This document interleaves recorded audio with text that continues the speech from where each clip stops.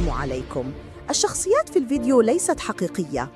من مدينة مراكش عاصمة التاريخ والضيافة انطلق واحد من أهم ملتقيات الأمن الدولي، اجتماع الإنتربول.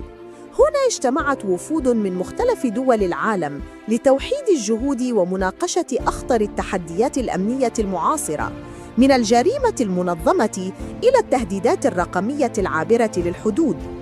وفي أجواء تجمع بين المهنية والهيبة، قدم الخبراء رؤى جديدة وحلولاً مبتكرة لتعزيز التعاون الدولي وحماية المجتمعات.